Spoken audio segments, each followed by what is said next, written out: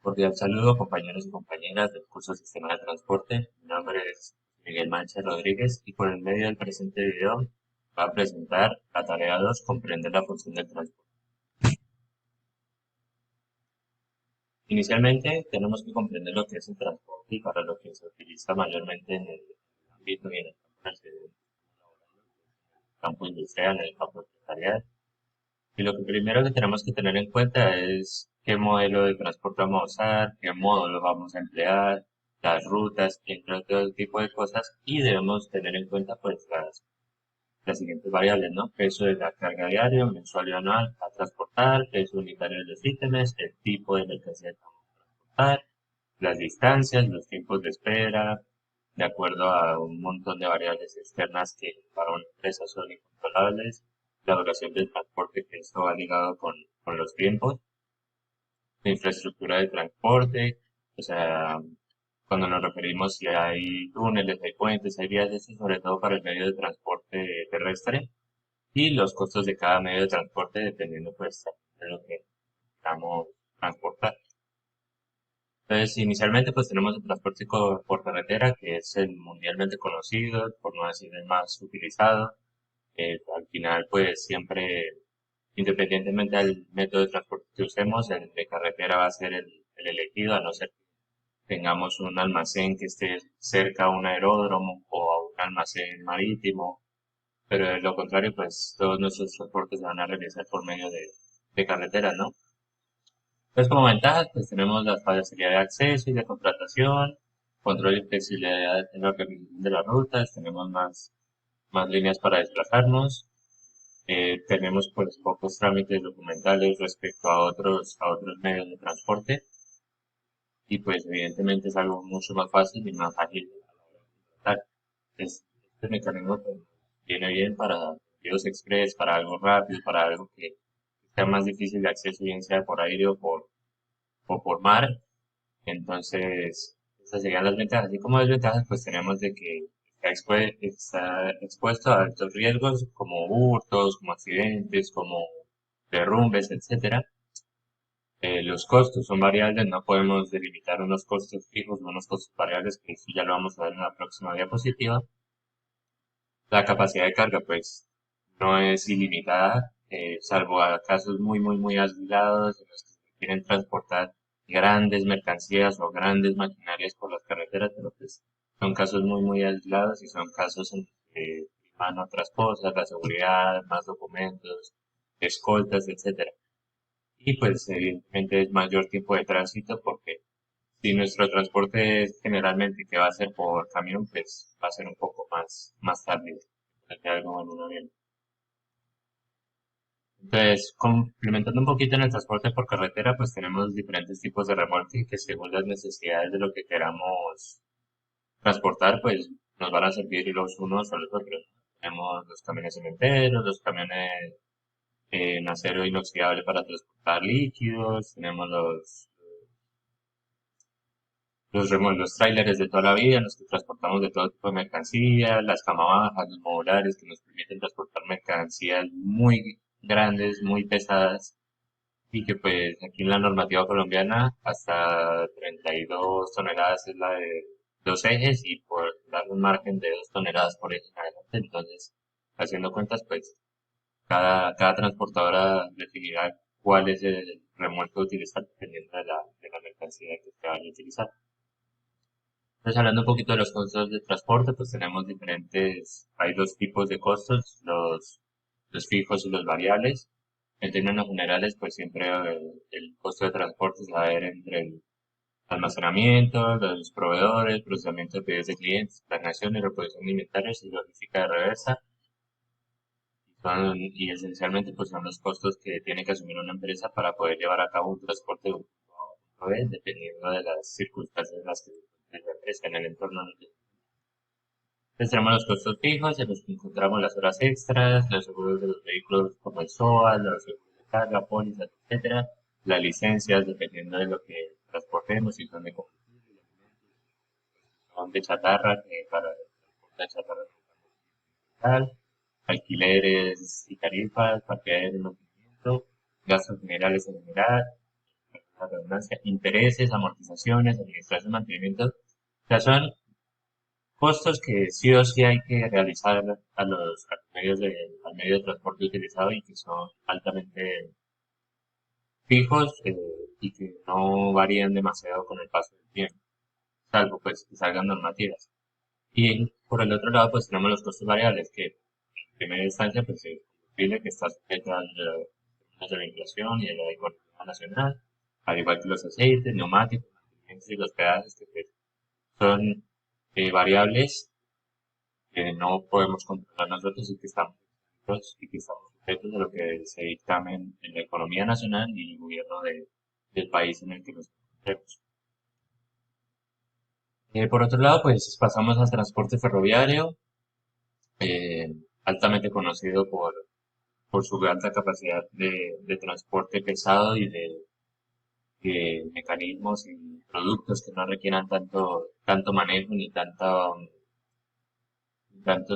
manejo y que puedan ser sumamente pesados. Entonces, entre sus ventajas, pues tenemos bajo costo para grandes volúmenes y más seguro, pues al ir en un sistema férreo previamente estructurado, analizado y demás, el tren irá a la velocidad que le compete de un punto A a un punto B y ya está. Entonces, eso a la vez es una ventaja, pero a la vez es una desventaja porque tenemos inflexibilidad de la ruta, que básicamente es que fuera de ese punto A o punto B, si no hay un ferrocarril de por medio que desvíe el tren, no va a llegar. Entonces, esto lleva a la segunda desventaja, la necesidad de transbordar y de manejar más la carga. Entonces, más personas, más máquinas, más manos van a tocar la mercancía y pues se corren un poquito más de riesgos y evidentemente mayor tiempo de tránsito para transportar tantos vagones a una velocidad lo suficiente para no tener que remolcarse ni esto, entonces tiene que ir un poco más lento de lo normal. Y como dato curioso, por así decirlo, tenemos de que el récord del mayor tren de capacidad ha sido uno de 81.983 toneladas, con 682 vagones y 8 locomotoras, lo cual pues hasta la fecha lo hace un récord que ningún otro tren lo ha batido, referente a los trenes de carga. Tenemos el transporte fluvial, que es uno de los transportes más antiguos del mundo. Tenemos pues como ventajas calidad de precio, capacidad de cargas competitivas, ya que pues podemos transportar mucho y a la vez poco por canales pequeños, estrechos, que nos permiten tener acceso a muchas más zonas, que nos permiten accesar un montón de productos sin necesidad de recurrir a gastos adicionales ni variables un poco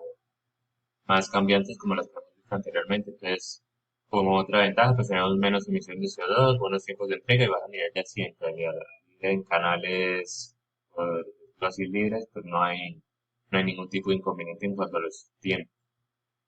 Pasando a las desventajas, pues tenemos la destrucción de canales fluviales, que pues para realizar estos canales tenemos que romper la tierra, abrir caminos, destruir fauna, flora, etcétera,